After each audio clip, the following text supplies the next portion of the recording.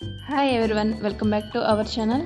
ఈరోజు కర్రీ గోరుచిక్కుడు టమాటా కర్రీ అండి. టేస్ట్ చాలా బాగుంటుంది. ఒకసారి ఇలా ట్రై చేయండి.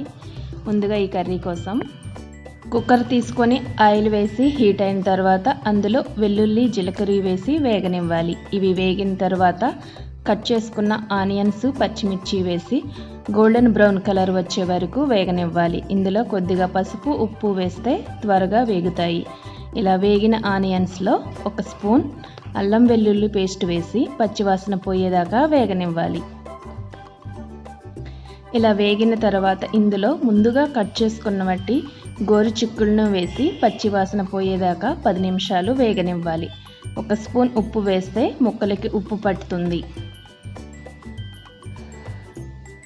మూత పెట్టి 10 నిమిషాలు ఉడకనిస్తే పచ్చివాసన పోయి మెత్తగా ఉడుకుతాయి. తర్వాత కట్ చేసుకున్నటువంటి టమాటాలు వేసి మరొక 10 నిమిషాలు మూత పెట్టి ఉడకనివ్వాలి.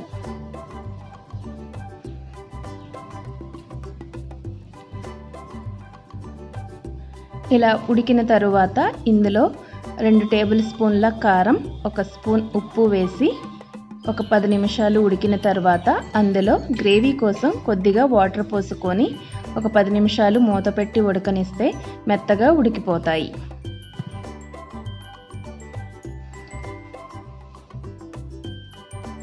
తర్వాత ఇందులో వేయించి పొడి చేసుకున్నటువంటి పల్లీల పౌడర్ వేసుకుంటే టేస్ట్ ఇంకా బాగుంటుంది.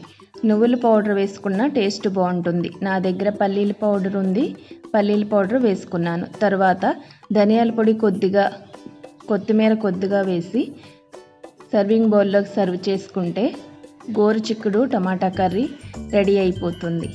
ఈ కర్రీ టేస్ట్ చాలా బాగుంటుందండి. ఒకసారి ఇలా ట్రై చేయండి.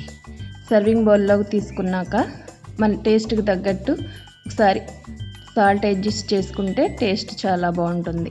మీకు ఈ కర్రీ ఎలా అనిపించిందో నాకు కామెంట్ చేయండి. Thank you.